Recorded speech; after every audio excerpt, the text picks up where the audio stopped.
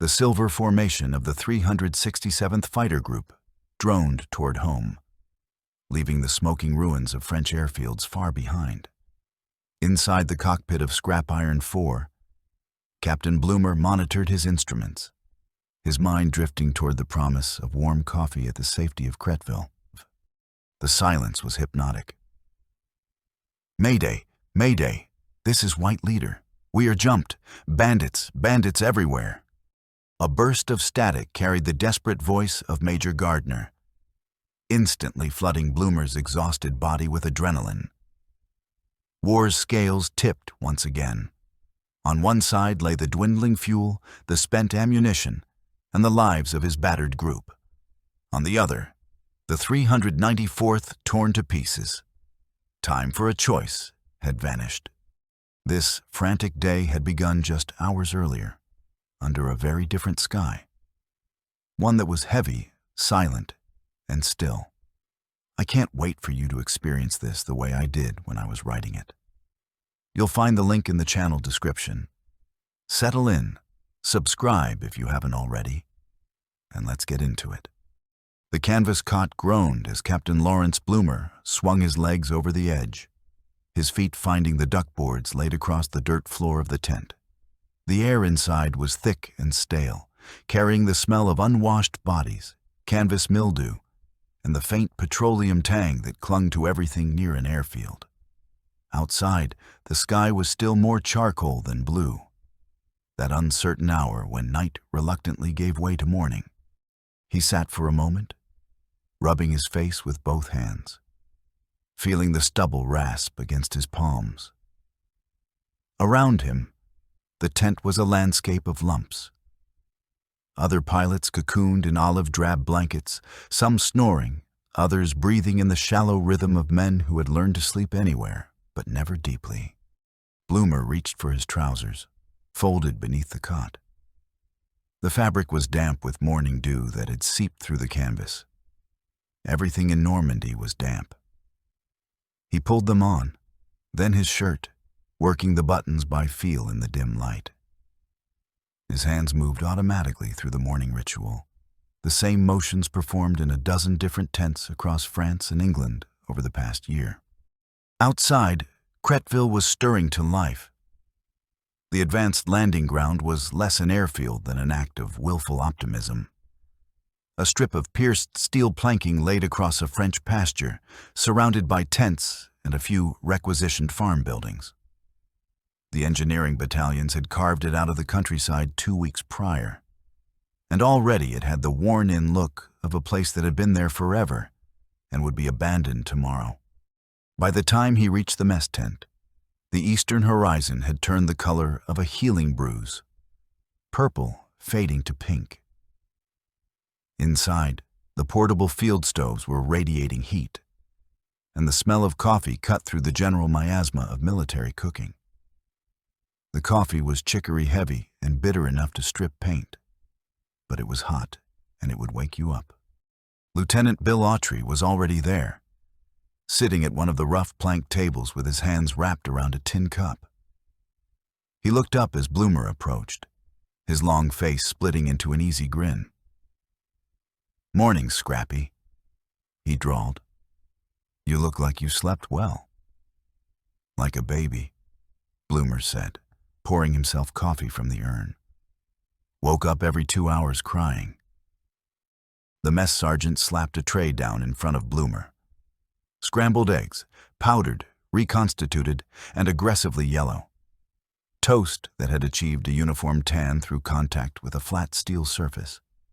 Bacon that might have once known a pig. It was exactly what he had eaten yesterday and would eat tomorrow. "Big day today," Autry said, fishing a pack of cigarettes from his pocket. "What did you hear?" "Milk Run. 3 airfields around Laon. Intelligence says the Krauts are pulling back, using the fields for the retreat. We crater the runways, flatten the hangars." Blumer worked through the eggs, washing them down with coffee. A milk run. That was fine. But there was a small, unworthy part of him. The part that had signed up to be a fighter pilot, not a bomber. that felt disappointed. Hauling iron bombs to drop on concrete was honest work, dangerous work even. But it lacked the visceral clarity of hunting another man through the sky. More pilots filtered into the mess tent as the sky lightened. Lieutenant Joseph Dobrowolski, built like a fire plug. Lieutenant Harold Pacek, whose mustache was the subject of ongoing debate. Captain Richard Jones, quiet and competent and utterly unflappable. At 0600 hours, they filed out and walked toward the briefing tent. The intelligence officer was already there. A first lieutenant with wire-rimmed glasses who looked like he should be teaching literature instead of planning the destruction of enemy infrastructure. The pilots settled into chairs. Blumer sat in the second row, Autry dropping into the seat beside him. The atmosphere was relaxed, the easy confidence of men who had done this enough times to know what to expect. The intelligence officer cleared his throat and began, his voice flat and academic. Gentlemen, today's mission is a coordinated strike against Luftwaffe airfields in the Laon-Athies sector. Intelligence indicates the Germans are using these fields as staging areas for their withdrawal toward the Reich. Our objective is to deny them that capability. He tapped the map with a wooden pointer, indicating 3 locations northeast of their position. Castres, Péronne, Rosières-en-Santerre. The 394th will hit Castres. The 392nd takes Péronne. The 393rd, you have Rosières-en-Santerre. Each squadron will carry 2,000-pound general-purpose bombs per aircraft. Target priority is runways and hangars. The pointer moved across the map, tracing flight paths and landmarks. Expected opposition is minimal. Flak is likely to be light and inaccurate. Fighter opposition is not anticipated. The Luftwaffe is conserving what's left of their strength. A milk run, just as Autry had said. Blumer felt the tension in the room ease another notch. Weather is clear, visibility excellent. Takeoff is scheduled for 0700 hours. Time over target approximately 0830 to 0900 hours. Any questions? There were a few technical details about radio frequencies and emergency procedures. When the questions dried up, the intelligence officer stepped back. That's all, gentlemen. Good hunting. The walk to the flight line was a quarter-mile across the field. The P-38 Lightnings were already there, lined up in their revetments. Even sitting still on the ground, they looked fast. The twin booms, the tricycle landing gear, the bubble canopy catching the early sun. Blumer approached Scrap Iron IV, his aircraft. The name was painted on the nose in white letters, along with 4 small swastikas marking previous victories. The ground crew had been busy. The aluminum skin gleamed, and the bomb racks under each wing held their deadly cargo. 2 olive-drab cylinders that transformed his Greyhound into a mule. Staff Sergeant Lee Hill was standing beside the port engine, wiping his hands on a rag. Hill was Blumer's crew chief, a lanky Oklahoman with grease permanently embedded under his fingernails and an encyclopedic knowledge of Allison engines. "She's ready, Captain," Hill said. "Topped off the tanks, checked the mag drops, armed the bombs. She'll fly." "She always does, Sergeant. You do good work." Blumer walked around the aircraft, performing his own inspection. He checked the tires, the control surfaces, the bomb shackles. Everything felt solid. He pulled himself up onto the wing and settled into the cockpit. The seat wrapped around him like a familiar glove. Everything positioned exactly where his hands and feet expected it to be. He began the checklist from memory, his fingers moving across switches and levers with unconscious precision. Around the field, engines were beginning to cough to life, the Allisons growling and then settling into their characteristic rumble. Blumer reached for the starter switches. Port engine first. The electric motor whined, the propeller blades jerked, and then, With a bark of exhaust and a cloud of blue smoke, the engine caught. He brought the throttle up slightly, then repeated the process with the starboard engine. Now Scrap Iron the Fourth was alive, vibrating with barely contained energy. The smell of exhaust and hot metal filled the cockpit. Through the canopy, he could see other Lightnings taxiing out of their revetments, forming a line toward the runway. The tower gave the go-ahead, and Blumer released the brakes. The P-38 rolled forward, heavy with fuel and bombs, the nose gear shimmy making itself known. At the end of the runway, he ran through the final checks. Everything in the green. The tower cleared them for takeoff. Blumer pushed the throttles forward to the stops, feeling the engines spool up to full power. The aircraft strained against the brakes. He released them. The acceleration was ponderous with the bomb load. The runway markers blurred past. The tail came up. At 80 miles per hour, he eased back on the yoke and Scrap Iron 4 lifted into the air, trading the solid ground for the infinite sky. The gear came up with a hydraulic whine. The flaps retracted. He banked gently to the left, joining the formation, assembling overhead. One by one, the Lightnings slotted into position. 3 squadrons, 33 aircraft, a formation of lethal intent. The mission had begun. They turned northeast, leaving the safety of the Allied lines behind, and climbed into the morning sky above France. The formation hung in the sky like a mobile of suspended metal. 33 P-38 Lightnings strung across several thousand feet of altitude and a mile of horizontal space. From the ground, they would have looked precise, geometric, a textbook example of military order. From inside the cockpit of Scrap Iron 4, the reality was constant adjustment. Small corrections on the yoke, minute throttle movements, eyes flicking between the lead aircraft and the instruments and back again. Blumer flew with his left hand on the yoke and his right resting on the throttle quadrant, feeling the vibration of the twin Allisons through his fingertips.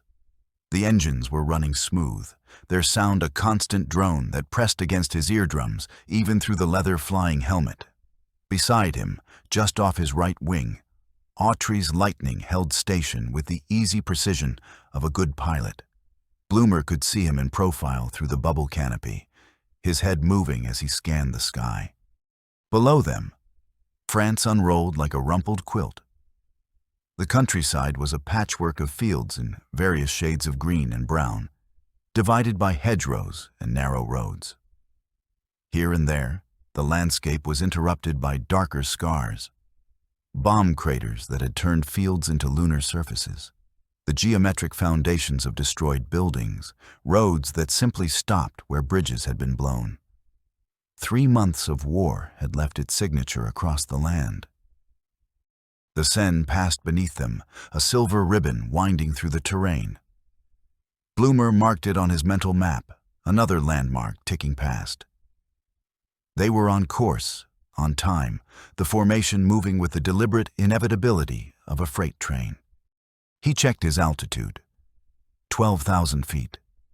The air at this height was thin and cold, each breath a sharp reminder that they were operating in an environment humans were never meant to occupy. Frost had begun to form at the edges of the canopy, delicate crystalline patterns that caught the sunlight. The heating system in the P-38 was living up to its reputation, providing a damp warmth that was somehow worse than either extreme. Sweat pooled under his flight gear, soaking into the wool shirt beneath his leather jacket. The radio crackled with brief transmissions as the formation made minor adjustments. Squadron leaders checking positions, confirming headings. The voices were calm, professional, carrying none of the urgency that would mark actual combat. This was routine, a job of work that happened to take place 6 miles above the earth. Ahead, the formation began to shift. The 3 squadrons were reaching their divergence point, each peeling off toward their assigned target. Blumer watched as the 394th Gardner's Squadron banked away to the left. their silver crosses catching the sun as they turned. The 392nd went right, disappearing into the haze. The 393rd continued straight, 12 lightnings now, heading for Rosières-en-Santerre. The formation tightened slightly, aircraft moving closer together, the gaps between them narrowing. This was the bombing run configuration, close enough to concentrate their attack, but spread enough to avoid mutual destruction if the flak gunners got lucky. The landscape below began to look more industrial. Blumer could make out the dark lines of rail yards, the geometric shapes of warehouse districts, the spider web of roads converging on towns. They were approaching the target area, entering the zone where German anti-aircraft batteries might be waiting. His hands moved across the bomb arming panel, flipping switches with practiced precision. The mechanical clicks were audible even over the engine noise, each one a small commitment toward violence. The bombs beneath his wings were now live, their fuses armed, tons of high explosive waiting for the electrical signal that would release them. Red leader to red flight. The squadron leader's voice came through his headset. Target area in 5 minutes. Check your switches. Let's make this clean. Red 2, Roger. Blumer replied, the throat microphone picking up his voice and transmitting it as a burst of static-laced sound. Around him, the other pilots would be performing the same rituals, arming their own bombs, checking their own systems, preparing for the transformation from transport pilot to attacker. The weight of the bombs made the P-38s sluggish, reluctant to maneuver. But in a few minutes, that weight would be gone, and they would be fighters again. The target came into view ahead, Rosières-en-Santerre airfield, a dark rectangle carved into the farmland. From 12,000 feet, it looked like a model, something assembled from cardboard and paint. Blumer could make out the runway, a straight slash of darker surface. Hangars clustered on the eastern side, their shadows sharp in the morning sun. A few smaller buildings scattered around the perimeter. No movement that he could see, no aircraft on the ground, nothing to suggest the field was actively defended. Rolling in, the squadron leader announced. The lead Lightning tipped forward, nose dropping toward the earth. The aircraft behind followed, a cascade of metal dropping out of formation and committing to the dive. Blumer waited his turn, counting seconds, then pushed the yoke forward. The horizon tilted and vanished, replaced by the rushing ground. The nose of scrap iron the 4th pointed down at a 45-degree angle, the airfield expanding rapidly in his windscreen. The altimeter began to unwind, the needle spinning counterclockwise through the numbers. 11,000 feet, 10,000, 9,000. The airspeed indicator wound up in the opposite direction, the needle trembling as it climbed past 300 miles per hour, then 350, then 400. The wind noise increased, a rising shriek as air rushed over the canopy and tore at the control surfaces. The whole aircraft vibrated, every rivet and seam protesting the abuse. Blumer's world narrowed to the gun sight and the target. The reticle in the reflector sight bounced and swayed as the aircraft shuddered. But he could see the hangars growing larger, individual details becoming visible.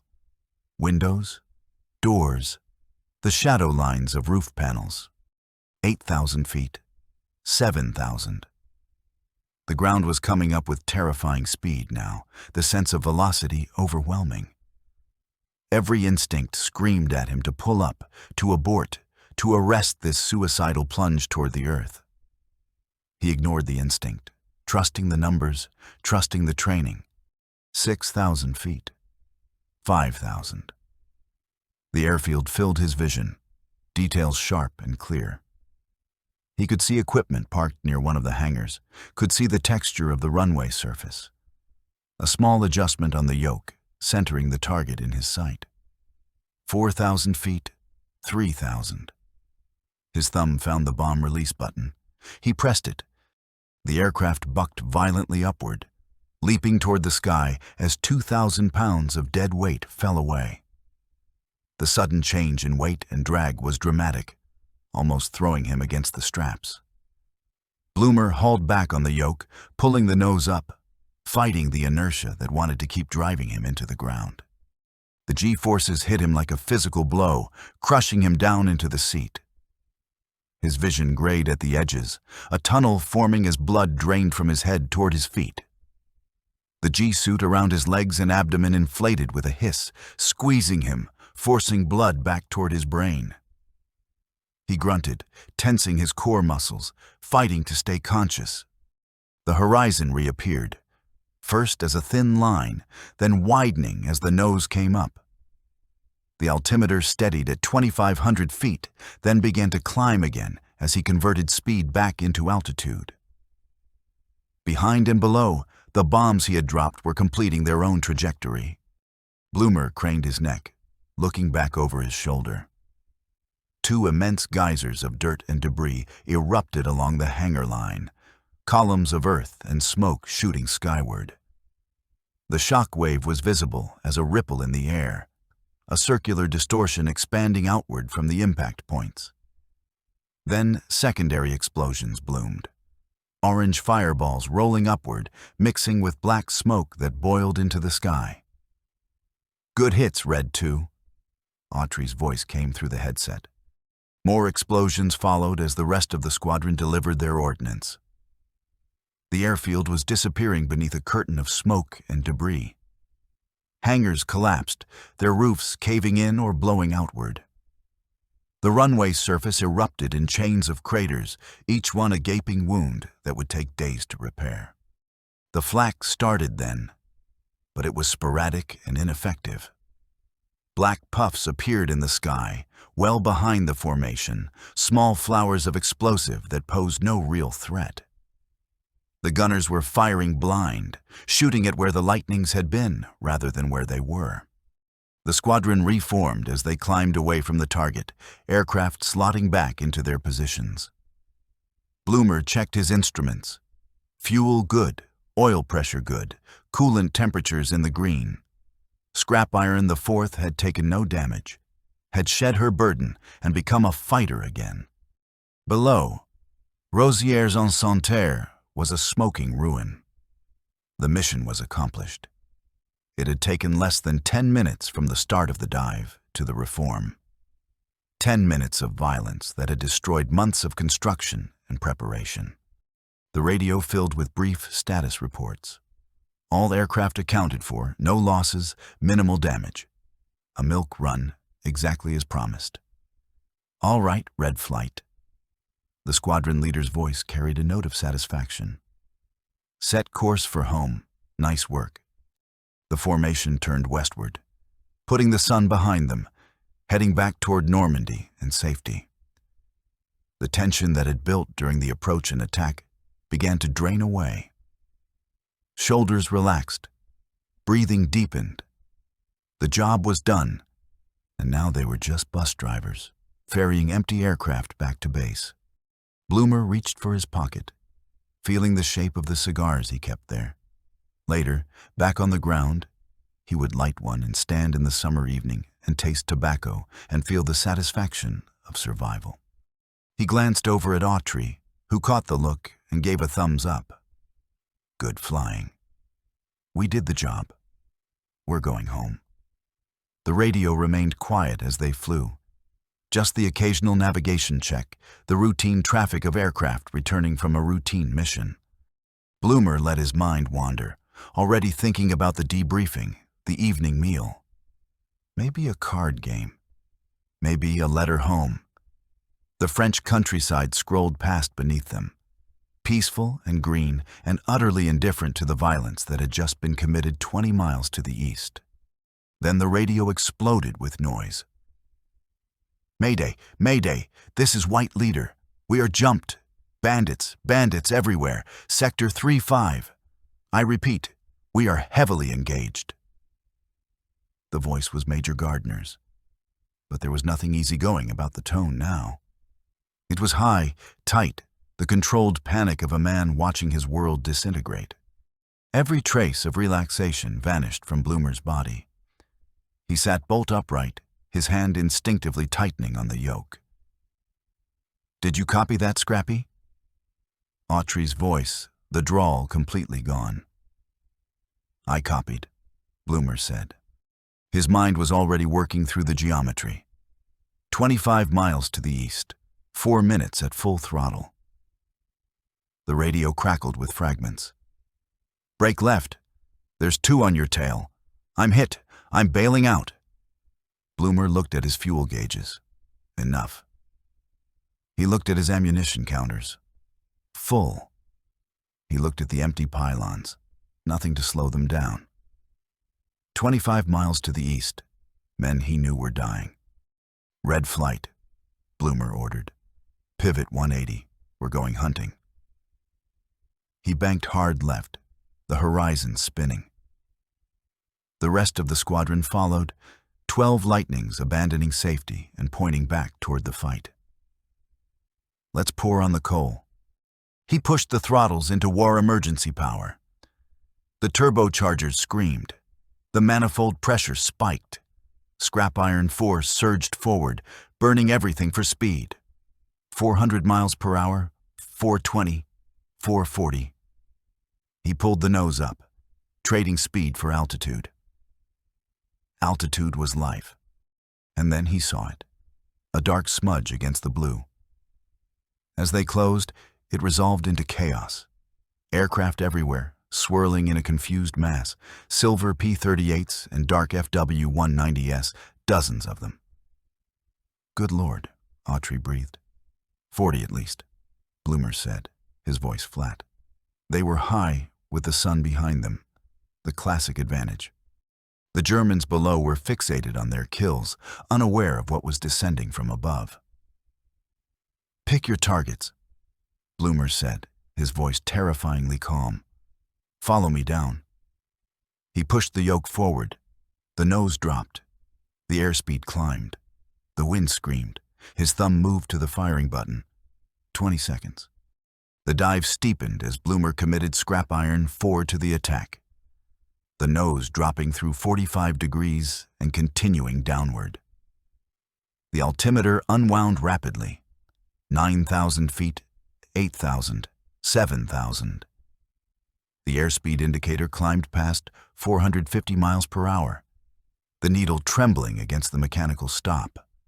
The wind noise had become a continuous shriek, a banshee wail that cut through even the roar of the Allisons. Below him, the air battle resolved into individual elements as the distance closed.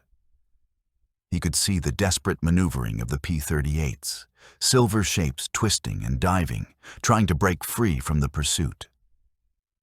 The FW-190s were everywhere.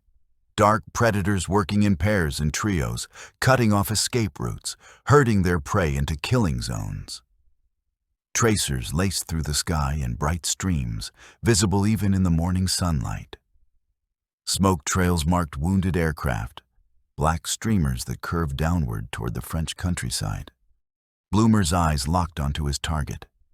A single FW-190 glued to the tail of a Lightning that was already streaming smoke from its port engine. The German pilot was focused entirely on his kill. His aircraft rocked steady as he walked his fire up the fuselage of the American fighter. Blumer could see the hits, bright flashes as cannon shells found metal, pieces of aluminum skin peeling away and tumbling backward in the slipstream. 6,000 feet. 5,000. The geometry was coming together, the angles converging. Blumer made a minute adjustment on the yoke, his hands feeling the airplane rather than thinking about it. 20 months of combat flying compressed into pure instinct. The reflector sight glass in front of him showed the computed aiming point, a glowing circle that danced and swayed with the vibration of the airframe. The FW-190 grew larger in his windscreen. He could see details now, the painted numbers on the fuselage, the oil stains streaking back from the cowling, the greenhouse canopy glinting in the sun. 4,000 feet of separation. 3,000. 2,500. His right hand found the gun switch on the throttle quadrant, flipping it from safe to fire. His left thumb settled on the trigger button integrated into the yoke. The vibration of the controls transmitted through his bones. Every rivet and seam of scrap iron 4 communicated through his hands. 2,000 feet. 1,500. The German still hadn't seen him, hadn't broken off his attack, hadn't looked up and back to check his 6 o'clock. A fatal mistake born of target fixation, the tunnel vision that killed fighter pilots. 1,000 feet. Blumer pressed the trigger. The nose of the P-38 lit up with muzzle flash. All 5 guns fired simultaneously. 4 50-caliber machine guns and the 20mm cannon, all harmonized to converge at a point 300 yards ahead. The airplane shuddered with the recoil. The vibration different from the wind buffet, more deliberate, more purposeful. Spent brass and links poured out of the gun ports, streaming backward in a glittering cascade. The convergence of fire was perfect. Blumer saw his tracers, 1 in every 5 rounds, arc across the gap and merge with the FW-190's wing route. The heavier cannon shells arrived a fraction of a second later, their impacts visible as bright flashes of orange fire. Metal tore. Fuel ignited. The German fighter's starboard wing buckled, the fuel tank erupting in a ball of flame that consumed the entire wing section. The FW-190 snapped violently to the right, the asymmetric destruction throwing it into an uncontrollable roll. It tumbled away, pieces separating from the main body. The canopy, blown off by explosive bolts, then the pilot, his body and parachute a tangle of limbs and white silk trying to deploy. The burning hulk continued its spin, trailing fire and smoke, accelerating toward the ground that waited 4,000 feet below. Splash 1. Autry's voice came through the headset, calm and professional. Good kill, Scrappy. Blumer didn't acknowledge. He was already scanning for the next threat, his head on a swivel, checking above, below, left, right.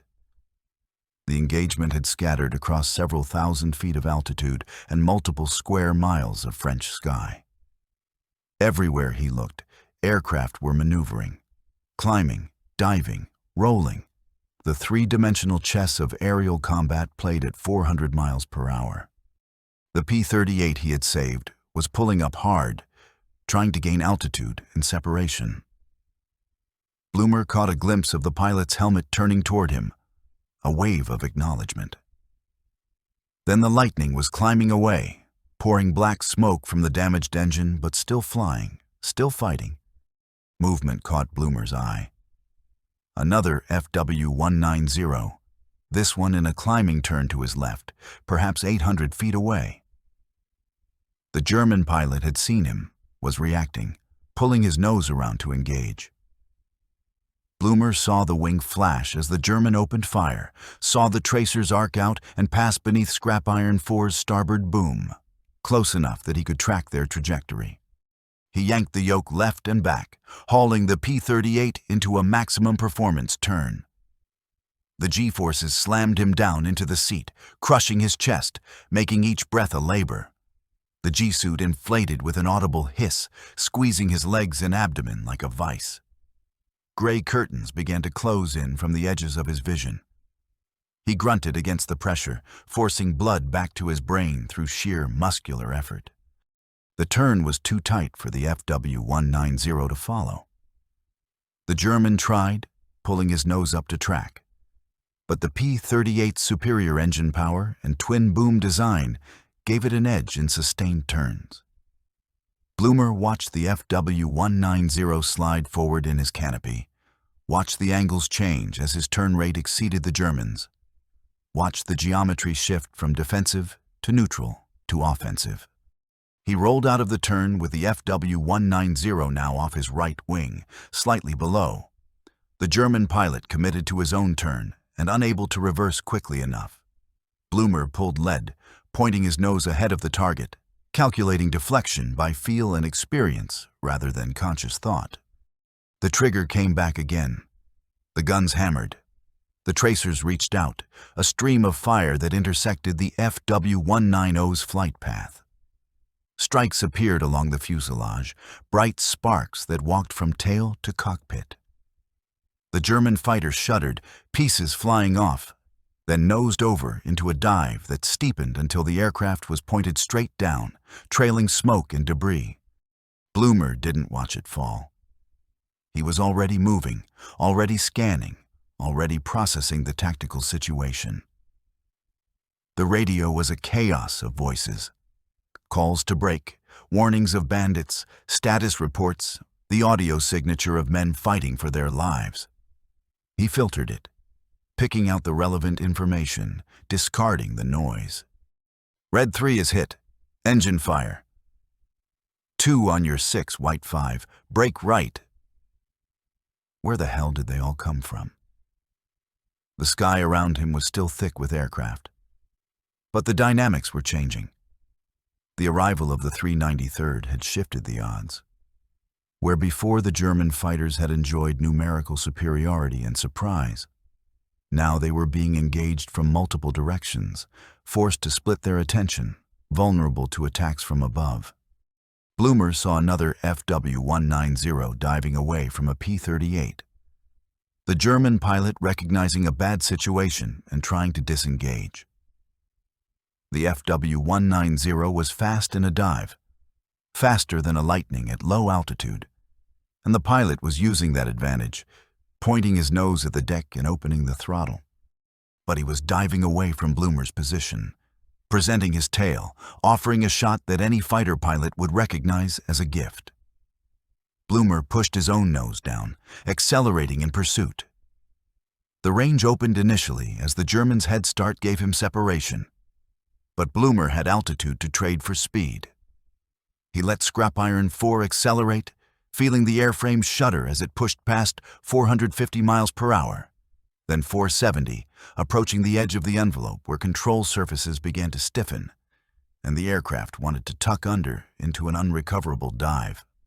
The range began to close. 2,000 feet, 1,800, 1,500. The FW-190 was still diving, still accelerating. The pilot focused on escape rather than evasion. A mistake. The first rule of air combat was to keep your speed up and your eyes open. The German had the speed, but he had stopped looking back. 1,200 feet. 1,000. Blumer eased back slightly on the yoke, stabilizing his dive angle, refining his aim. The gun sight pipper settled on the FW-190's tail section. Not a perfect shot, high deflection, closing speed making the window narrow, but good enough. He pressed the trigger for a 3-second burst. The guns responded, though he could feel the difference in the firing. The cyclic rate slightly slower, indicating he had expended perhaps a third of his ammunition in the first 2 engagements. The tracers reached out, curving slightly downward with gravity, intersecting the FW-190's fuselage just aft of the cockpit. The effect was immediate and catastrophic. The German fighter's tail section disintegrated, control surfaces and structural members separating under the impact of 50 caliber and 20 millimeter rounds. The aircraft tumbled, aerodynamic forces tearing at what remained. Blumer pulled up hard to avoid the debris field, feeling pieces of the destroyed fighter ping off his own aircraft, small impacts that could have been catastrophic if anything had hit a critical component. 3 kills in perhaps 5 minutes of combat. The thought registered somewhere in the analytical part of his mind, filed away for later consideration. Right now, there was only the fight. Only the continuous cycle of scan, assess, engage, kill, scan again. The altitude had bled off during the pursuit. Blumer was down to 4,000 feet now, low enough that the French countryside had resolved into individual fields and roads and buildings. He hauled back on the yoke, converting speed back to altitude, climbing back up into the fight. Around him, the engagement was beginning to fragment. The German formation, if it had ever truly been a formation, was breaking apart. Some FW-190s were still engaged, still fighting, but others were diving away, seeking the safety of low altitude and high speed. The P-38s, reinforced by the arrival of the 393rd and elements of the 392nd that had also responded to Gardner's call, were no longer on the defensive. Blumer spotted Autry's Lightning off to his right, still in position, still covering his wing. The Georgian had stayed with him through the entire engagement, protecting his six while Blumer focused forward. Good wingman. The best kind of wingman. Still with you, Scrappy, Autry's voice confirmed over the radio. Appreciated, Blumer replied, his eyes never stopping their scan. He saw another FW-190, this one in a climbing spiral, trying to gain altitude. The German pilot was good, using vertical maneuvers to maintain energy while checking his surroundings. But he had made the climb too steep, bled off too much airspeed. The FW-190 was wallowing now, approaching a stall, the nose wandering left and right as the controls lost authority. Blumer attacked from below, using his own speed to close the gap. The angle was poor, almost directly astern and low, a difficult deflection shot. But the target was nearly stationary in the sky, hanging on its propeller. And Blumer had learned long ago that a slow target was a dead target regardless of the angle. He pulled lead, aiming ahead and high, then fired. The burst was short, conservative with ammunition. But enough rounds found their mark. He saw strikes on the engine cowling, saw smoke begin to pour from the cowl flaps, saw the propeller slow and then stop as the BMW radial engine seized. The FW-190 stalled, the nose dropping, the aircraft tumbling sideways as it lost lift. The canopy blew off, and the pilot ejected himself clear, his parachute deploying as he fell away from the spinning wreck. Blumer watched long enough to confirm the chute had opened, then turned away. The pilot would become a prisoner if he landed in Allied territory, would return to combat if he came down in German-held areas. Either way, he was out of this fight. 4. The sky was emptying. The remaining FW-190s were scattering, individual aircraft diving away in all directions, the cohesion of their attack completely shattered. A few P-38s gave chase, but most were reforming, seeking the safety of numbers, checking for damage, accounting for missing wingmen. Blumer's eyes found another target. A lone FW-190 attempting to escape to the east, staying low, using ground clutter to mask his retreat. The German was perhaps 2 miles away, a small dark shape against the green background of farmland. Blumer pushed the throttles forward and dove after him.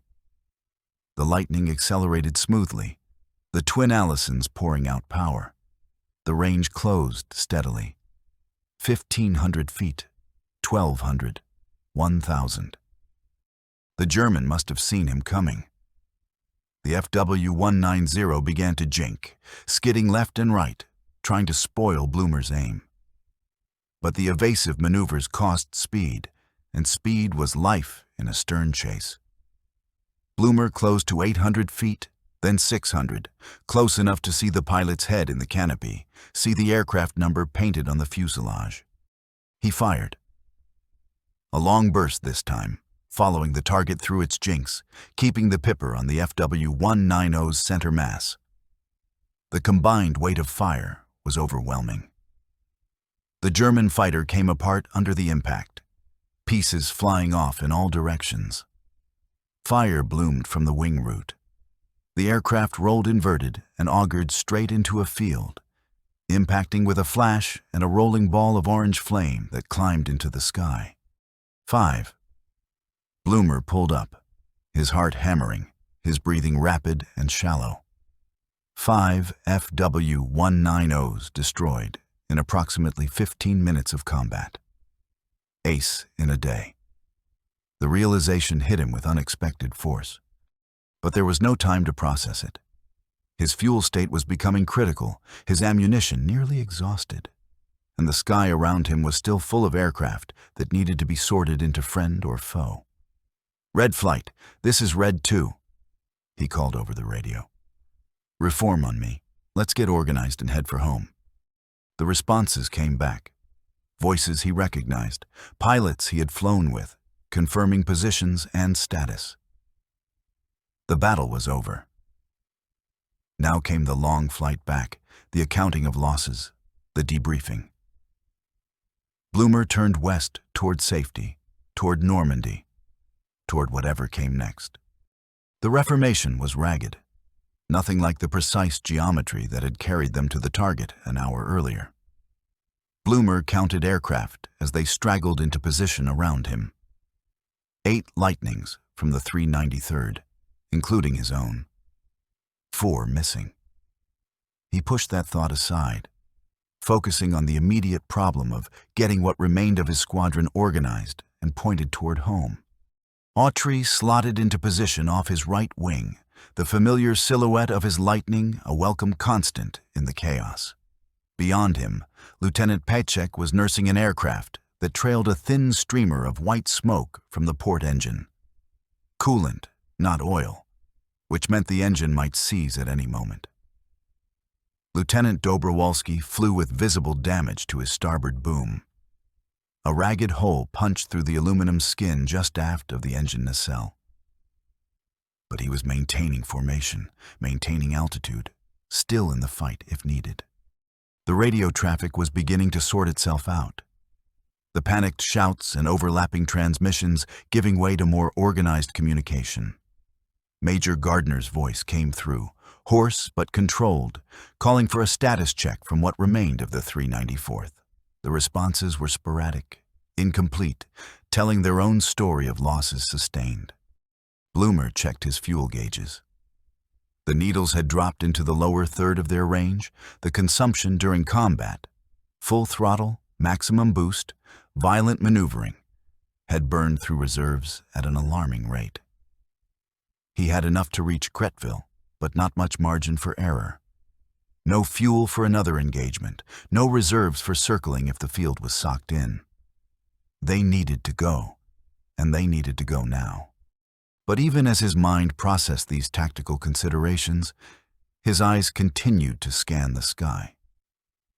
The habit was too deeply ingrained to stop. The constant search for threats that had kept him alive through 20 months of combat. And that scan caught movement, a cluster of aircraft below and to the south, perhaps 3 miles distant. He banked slightly, studying them. 3 FW-190s in loose formation, withdrawing from the battle. Heading east toward German-held territory. They were low, maybe 2,000 feet, hugging the deck where the P-38's performance advantage diminished.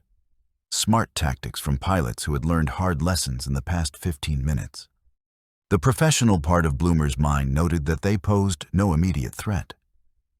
They were running, defeated, their formation shattered, and their mission, whatever it had been, abandoned. The wise course was to let them go, to accept the victory already won and focus on getting his own damaged aircraft and exhausted pilots home safely. But there was another part of him. The part that had signed up to kill German fighters, that saw 3 more targets. 3 more threats that wouldn't be in the sky tomorrow. 3 more enemy aircraft that wouldn't strafe Allied columns or intercept Allied bombers. His thumb hovered over the radio transmit button. The decision balanced on a knife edge. Duty versus desire, prudence versus aggression. He thought about his fuel state, about Pachek's smoking engine, about the long miles back to Cretteville. And then one of the FW-190s below broke formation, peeling away from its companions and turning back toward the west. Not running, hunting, looking for a straggler perhaps, or a damaged Lightning limping home alone. The German pilot was making the same calculation Blumer had just made, choosing aggression over safety. That decided it. Red 3, Red 4, Blumer transmitted. Take the flight home. Best speed, straight course. Don't wait for us. Scrappy. Autry's voice started to protest. Red 2 stays with me. Blumer cut him off. We've got unfinished business. Everyone else, get those birds on the ground before something breaks. There was a pause. Then acknowledgements came back. Pacek's voice carried relief. His damaged engine wouldn't have to last through another engagement. Dobrowolski's carried resignation. He wanted the fight, but recognized his aircraft's limitations. The remaining Lightnings peeled away, turning west, their formations ragged but determined. Blumer and Autry dove toward the lone FW-190. The Germans saw them coming.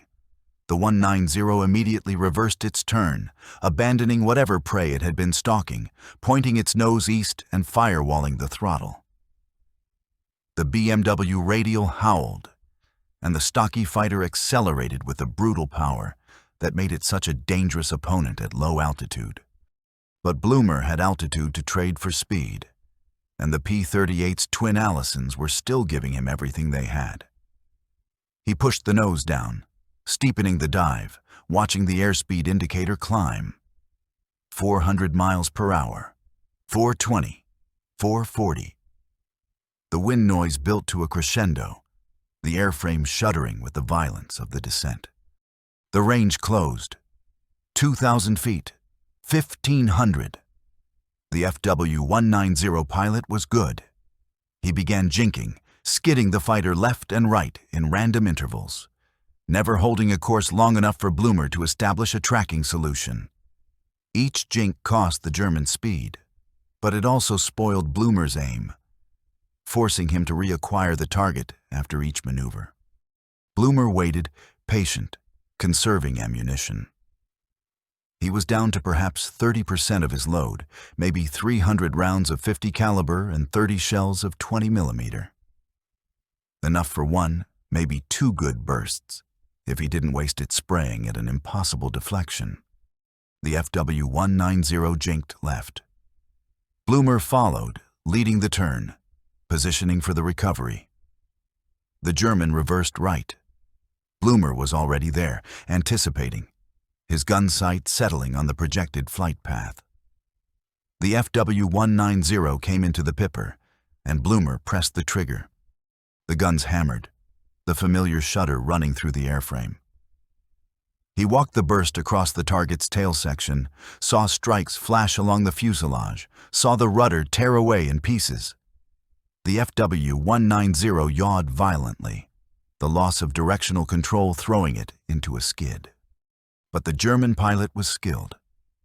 He corrected with aileron and elevator, regaining control despite the damage, keeping the nose pointed east, maintaining speed. The aircraft was wounded but still flying, still dangerous. Blumer closed to 400 feet, point-blank range in air combat. The FW-190 filled his windscreen, every detail visible. The exhaust stains on the cowling, the worn paint on the wings, the helmeted head of the pilot visible through the canopy greenhouse. He fired again. This time there was no missing. The concentrated firepower struck the engine cowling and tore through to the BMW radial inside. Metal shredded, oil lines severed. The propeller windmilled for 3 more revolutions, then stopped abruptly as the engine seized. Smoke poured from the cowl flaps, thick and black. The FW-190 nosed down, its speed bleeding away without power. Blumer pulled up and left to avoid collision, watching as the German fighter entered a shallow glide toward the fields below. The canopy blew off, torn away by the slipstream. The pilot stood up in the cockpit, his movements deliberate and practiced despite the emergency. He rolled the aircraft inverted, a technique to ensure clean separation, and dropped away, his body tumbling twice before the parachute deployed with a white blossom against the green countryside. 6. Blumer pulled back on the yoke, climbing away from the engagement zone. His hands were steady on the controls, but he could feel the adrenaline beginning to metabolize, the fine tremor in his fingers that always came after combat. 6 victories. 6 FW-190s destroyed in one mission. The numbers seemed abstract, disconnected from the reality of what had just happened. "That's 6, Scrappy." Autry's voice came through the headset, quiet and serious. "You're an ace, double ace, whatever they call it." "Just trying to stay alive," Blumer replied. But even as he said it, he knew it was more than that. Something had changed in the past 30 minutes. He had entered the fight as a competent fighter pilot with 4 previous victories. He was leaving it as something else, something he didn't quite have words for yet. The radio crackled with a new voice. Major Joseph Griffin, commander of the 392nd Squadron. His formation was reforming to the north, having also engaged the German fighters. Griffin was calling out victories, organizing his scattered aircraft, dealing with the same problems of fuel and damage and exhausted pilots that Blumer faced. "Red 2, let's go home," Blumer said to Autry. "I think we've done enough for one day." They turned west together. 2 lightnings against the afternoon sky. Below them, the French countryside was peaceful, showing no sign of the violence that had just unfolded above it. Farmers would be in their fields, if any remained. Villages would be going about their business. Life continuing, despite the war, around the war, waiting for the war to end. Blumer's fuel gauges were reading critically low now, the needles approaching the red lines that indicated reserves. He leaned out the mixture, reduced power to maximum economy settings, trying to stretch every gallon. The Allisons ran rougher at lean mixture, their normally smooth rumble developing an uneven quality that made him nervous. The minutes stretched out. Navigation became critical. Every degree off course meant wasted fuel, meant miles added to an already marginal flight. Blumer flew with precision, checking landmarks against his mental map, making small corrections to keep them on the direct path to Cretteville. Autry flew close formation on his wing, close enough that Blumer could see his face through the canopy.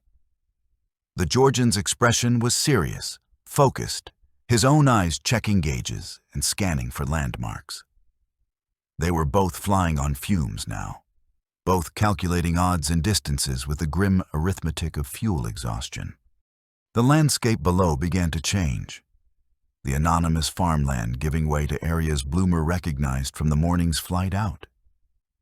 A distinctive bend in a river, a town with a church spire, the cratered remains of a destroyed bridge. Each landmark was a small reassurance, confirmation that they were on course, that home was getting closer. Then, on the horizon, Blumer saw the distinctive shape of landing grounds. The geometric rectangles of pierced steel planking, the scattered buildings, the rows of parked aircraft. Cretteville. The sight of it brought a wash of relief so strong it was almost physical. "Red 2, we're going straight in," Blumer transmitted. "No time for a pattern. Emergency fuel state." "Roger that," Autry acknowledged. "I'm showing fumes." Blumer descended toward the field, his eyes checking the wind indicators, strips of cloth tied to poles that showed direction and strength. Light winds from the west, nearly straight down the runway. Good. He wouldn't have to waste fuel maneuvering for a crosswind landing. The tower had obviously been monitoring their approach. The radio crackled with immediate clearance. "Red 2, you are cleared for emergency straight-in approach, runway 27. All traffic is holding." Blumer dropped the landing gear. The hydraulic system whined, and he felt the drag increase as the main gear and nose wheel extended and locked. The flaps came down in stages, transforming the clean fighter into a draggy glider. He was committed now, descending toward the runway with no power reserve for a go-around. The pierced steel planking rushed up to meet him, He flared, pulled the throttles back to idle, felt the main gear kiss the runway with a chirp of rubber on metal. The nose wheel followed, and he was down, rolling, safe. The Allisons coughed once, twice, then ran smooth again as he taxied clear of the runway. Behind him, Autry touched down and followed him off the active. They had made it. Both aircraft, both pilots, out of fuel but intact. Blumer taxied to his revetment, where Sergeant Hill was already waiting, his face a mixture of relief and professional concern. The engines wound down with their characteristic descending whine. Silence rushed in to fill the void, broken only by the ticking of cooling metal and the distant sound of other aircraft landing. Blumer sat in the cockpit for a long moment, his hands still on the controls, his body unwilling to accept that the flight was over. Then he began the shutdown checklist, his fingers moving through familiar motions, securing switches and valves and controls. When he finally pulled himself out of the cockpit and dropped to the ground, his legs were unsteady. Hill was there immediately, taking his weight without comment. "How's she look, Sergeant?" Blumer asked, his voice hoarse from breathing oxygen and shouting into the radio. Hill walked around the aircraft, his experienced eyes cataloging damage. "Few dings and holes, sir. Nothing that can't be patched. She'll fly tomorrow." "Good. That's good." Autry appeared beside him, pulling off his helmet, his hair matted with sweat. "Hell of a fight, Scrappy." "Hell of a fight," Blumer agreed. They stood together in silence, watching as other lightnings landed, as the survivors of the morning's mission returned home. Some aircraft were visibly damaged, trailing smoke or flying on one engine. Some crews didn't return at all, their aircraft marked only by absence, by empty revetments and quiet ground crews. The debriefing would come soon. The accounting of losses and victories, the filling out of combat reports, the development of gun camera film. All the administrative aftermath of violence. But for now, Blumer just stood in the afternoon sun, feeling the solid ground beneath his feet, tasting the dusty air of Normandy, and processing the simple fact that he was alive. 6 victories in one mission. Ace in a day. The word still seemed unreal. The debriefing tent was thick with cigarette smoke and the smell of sweat-soaked flight gear. Blumer sat at one of the rough plank tables, a tin cup of coffee cooling in front of him, while the intelligence officer worked through the pile of combat reports with methodical precision. Around him, other pilots from the 393rd were providing their own accounts, their voices tired and flat, reciting the mechanics of violence in the same tone they might use to describe routine maintenance. Lieutenant Autry sat beside him, adding his own observations when the intelligence officer asked for confirmation of specific details. Yes, he had witnessed all 6 of Blumer's kills. Yes, the gun camera footage should corroborate the claims. Yes, the 6th FW-190 had gone down with the pilot bailing out successfully. The intelligence officer made notes in careful handwriting, filling in columns on a standardized form. Aircraft type, time of engagement, location, method of destruction, witnesses, the bureaucracy of war, reducing aerial combat to checkbox entries and typed reports. "Captain Blumer," the intelligence officer said, looking up from his papers, "do you realize what you've accomplished today?" "I shot down 6 German fighters," Blumer replied, his voice carrying no particular emotion. It was a statement of fact, nothing more. 6 victories in a single mission, the intelligence officer continued. "That makes you an ace in a day. There aren't many pilots who can claim that distinction." Blumer shrugged, uncomfortable with the attention. Around the tent, he could feel other pilots looking at him, their expressions ranging from admiration to envy to simple exhaustion. He didn't want to be the center of attention. He wanted a shower, a hot meal, and about 12 hours of uninterrupted sleep. It was a target-rich environment, he said finally, and I had good support. He nodded toward Autry. My wingman kept me alive. That matters more than the score. Autry grinned, but said nothing. The intelligence officer gathered his papers.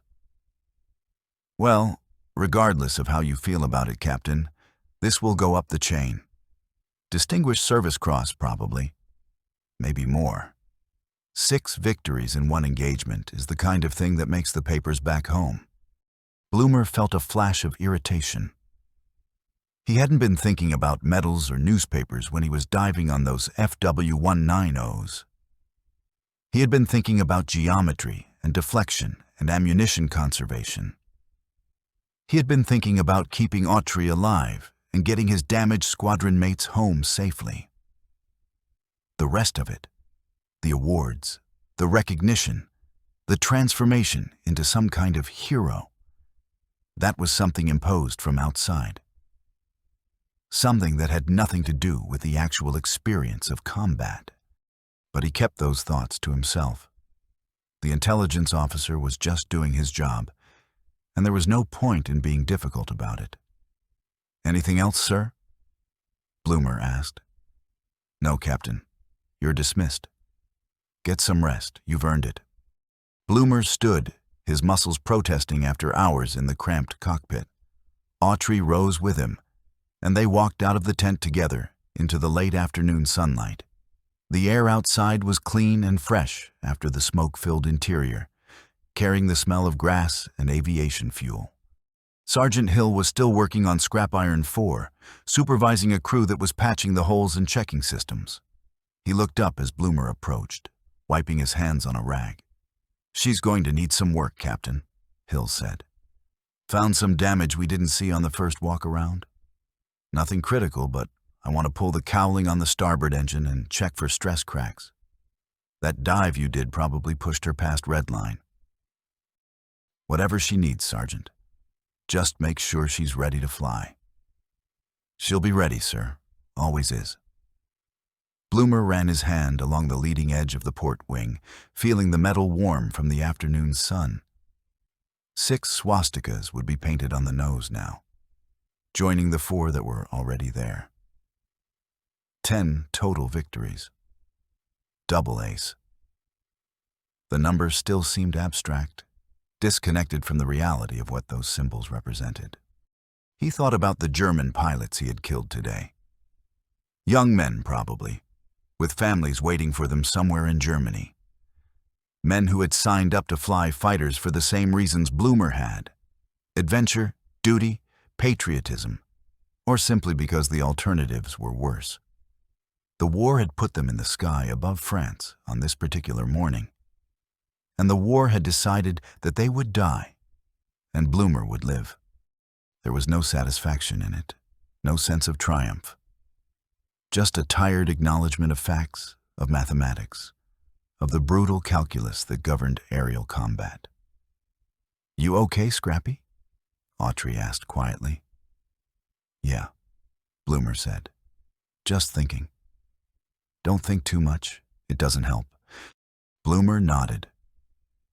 Autry was right. The thinking came later, in the dark hours before dawn, when sleep wouldn't come, and memory replayed every detail with perfect clarity. For now, there were still tasks to complete, routines to follow. They walked toward the mess tent, where the evening meal was being served. The menu was the same as always. Some variation of canned meat, reconstituted vegetables, bread that was either too hard or too soft, and coffee that tasted like it had been brewed in a boot.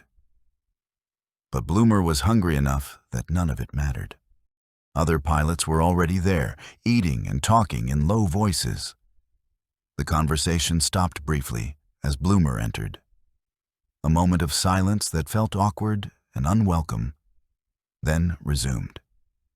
He filled a tray and found a seat at one of the tables, Autry settling in across from him. Lieutenant Pacek appeared, his mustache drooping, his face showing the strain of nursing his damaged aircraft home. "Hell of a day, Scrappy," he said, dropping onto the bench beside Blumer. "Heard you got 6, that's what they're saying. Dobrowolski got 1. I got 2. Pacek's voice carried a note of satisfaction. "Between the 3 of us, we put a serious dent in Jerry's fighter force." "How's your engine?" Blumer asked, changing the subject. "Dead. Seized up right after I landed. Sergeant says we'll need a replacement. But I got her down in one piece, so I'm not complaining." The conversation drifted to technical matters.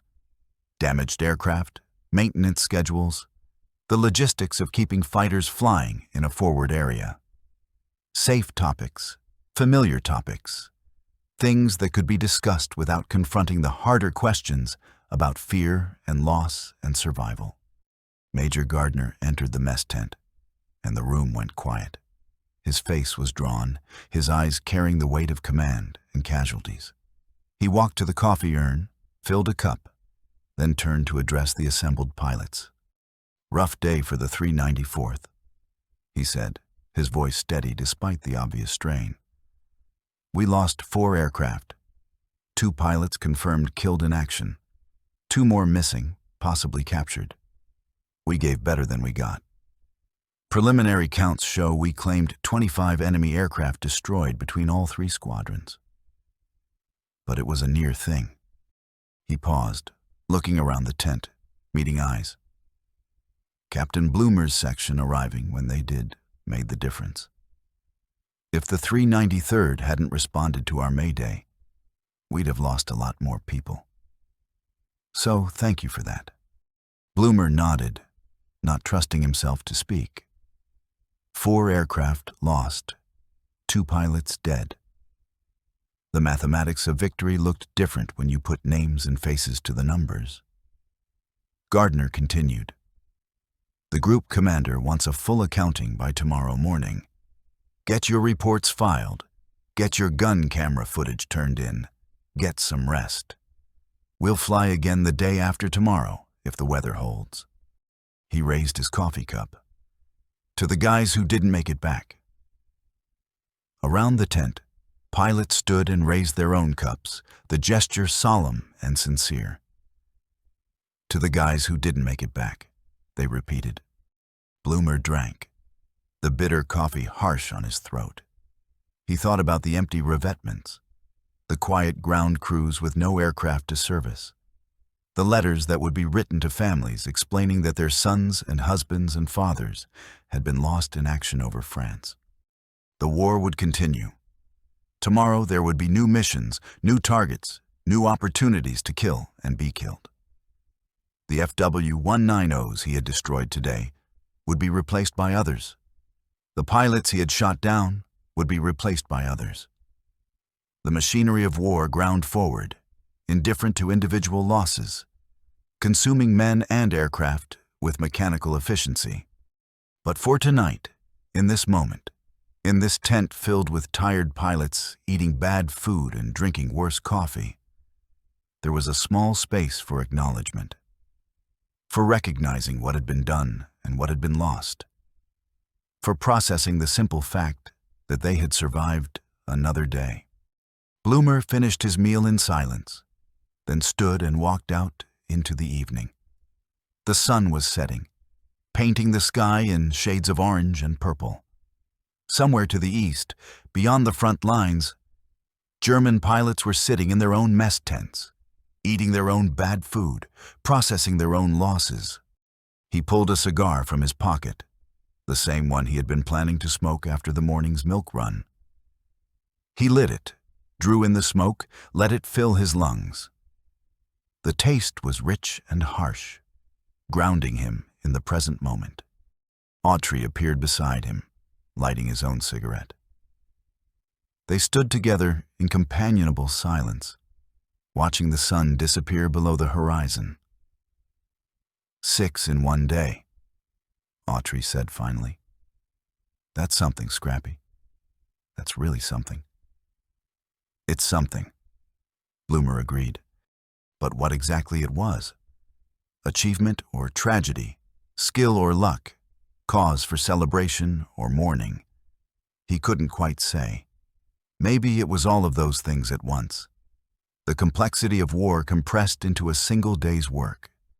The stars were beginning to appear overhead, the same stars that shone on Germany and America and everywhere else. Blumer smoked his cigar and watched them emerge, one by one, marking the transition from day to night. Tomorrow would bring new challenges, new missions, new dangers. But tomorrow was hours away. For now, there was just this moment. The taste of tobacco, the cooling evening air, the solid ground beneath his feet, and the knowledge that, against all odds and all probability, he had survived to see another sunset. That would have to be enough. The sky over Cretteville had deepened to full darkness by the time Blumer made his way back to his tent. Other pilots were already settling in for the night, some writing letters by the light of kerosene lamps, others playing cards in quiet groups, their voices low and subdued. The usual evening energy was absent, replaced by a collective exhaustion that went deeper than physical tiredness. Blumer sat on his cot and pulled off his boots, his feet aching from hours compressed into flight boots and rudder pedals. His flight suit was stiff with dried sweat, and he could smell the sharp odor of fear and adrenaline that no amount of laundering would completely remove. He should clean up, should write home, should do any number of things that responsible officers did after a mission. Instead, he lay back on the cot and stared at the canvas ceiling of the tent, watching shadows dance across the fabric as someone moved past a lamp outside. 6 victories. The number kept circling through his mind, refusing to settle into anything resembling meaning. He tried to recall the details of each engagement, the angles, the deflection, the trigger squeeze. But the individual fights were already blurring together into a general impression of violence and speed. Only fragments remained sharp. The FW-190's wing disintegrating in flame. The German pilot tumbling away from his stricken aircraft. The tracers arcing through empty sky where a target had been a fraction of a second before. Sleep, when it finally came, was shallow and troubled. He woke several times, each time disoriented, reaching for controls that weren't there, his mind still processing threat geometry and fuel calculations. When dawn finally lightened the tent, he rose feeling more tired than when he had lain down. The morning routine was mechanical. Coffee that burned his tongue, eggs that tasted like cardboard.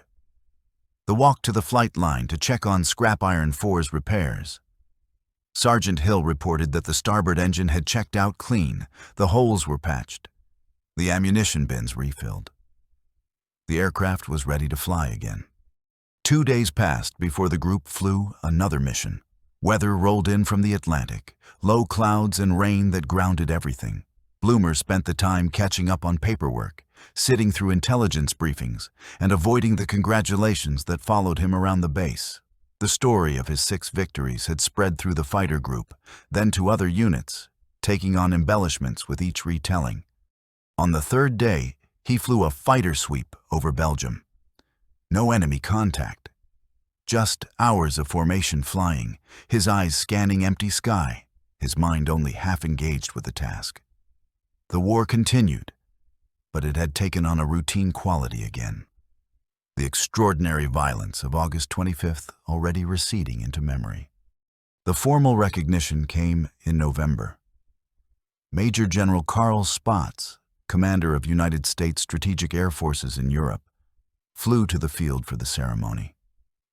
The pilots formed up in dress uniforms, or what passed for dress uniforms at a forward base, while Spaatz pinned the Distinguished Service Cross to Blumer's chest.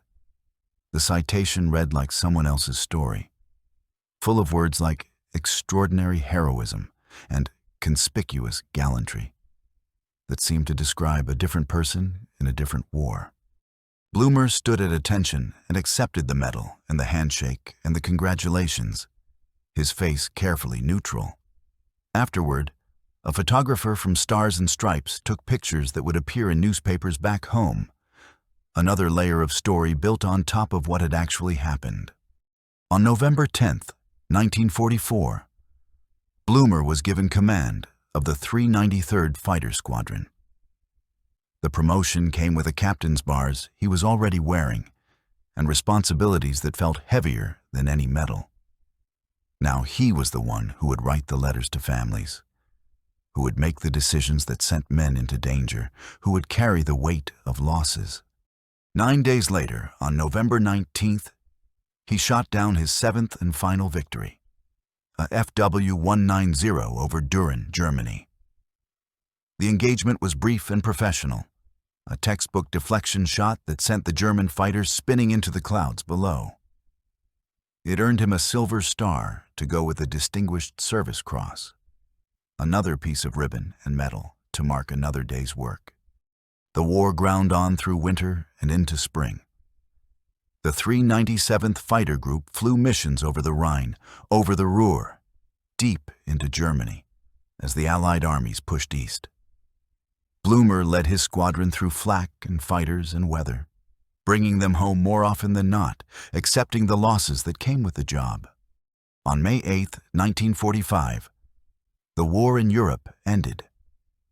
Blumer was still in France, still commanding the 393rd, when the news came through. There was celebration, relief, a sense of conclusion, but also a strange emptiness, as if the machinery of war had been so all-consuming that its sudden absence left a vacuum. He returned to the United States in 1946, leaving behind the fields and skies of Europe, carrying with him memories that would never fully translate to civilian life. The war had made him something, an ace, a hero, a combat veteran. But what that meant in peacetime was less clear. He settled in Oregon, working as a contractor, building houses instead of destroying aircraft. He married, raised a family, lived a life that bore no outward resemblance to those months of violence over France and Germany. The medals went into a drawer. The stories stayed mostly untold. The memories remained sharp but private.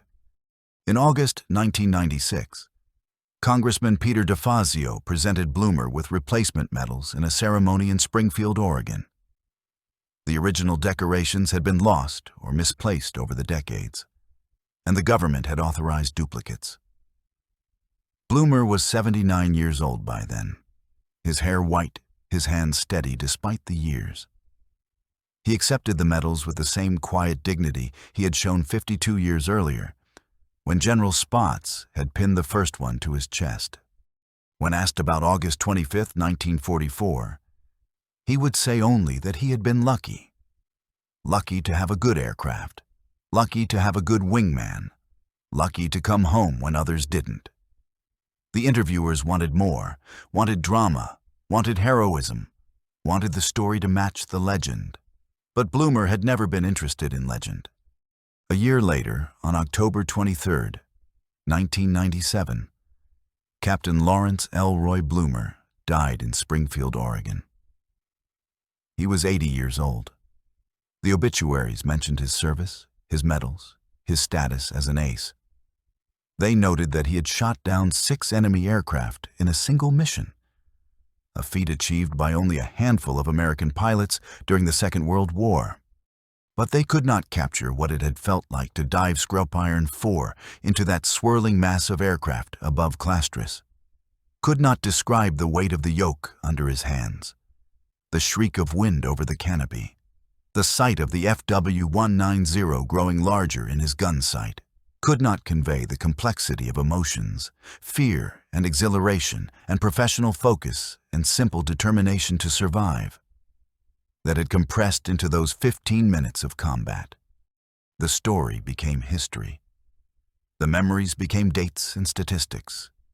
The man became a name in the records of the 367th Fighter Group, one more entry in the long accounting of those who had fought and those who had fallen. But on that August morning in 1944, diving out of the sun with Autry on his wing and a sky full of enemies below, Laurence Blumer had been entirely himself.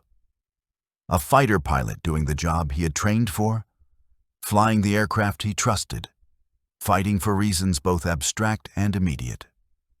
In that moment, stripped of everything but skill and will and the mathematics of aerial combat, he had been perfect. The war had made him an ace. Time had made him a veteran, then an old man, then a memory. But nothing could change what he had done in the sky above France, when the odds were impossible and the outcome uncertain, and the only thing that mattered was the next shot, the next kill, the next breath. 6 victories in 15 minutes, the fastest ace in a day. The record stood, carved into history, a testament to a moment when one man and one aircraft had been enough to turn the tide of a desperate battle. And 53 years after that morning, as Laurence Blumer closed his eyes for the last time in a quiet room in Oregon, perhaps his final thoughts returned to that sky, to the feel of the controls, the sound of the guns, the sight of silver lightnings and dark FW-190s locked in their deadly dance, to the day when everything had been simple and clear and reduced to the pure essence of survival, to the long flight home,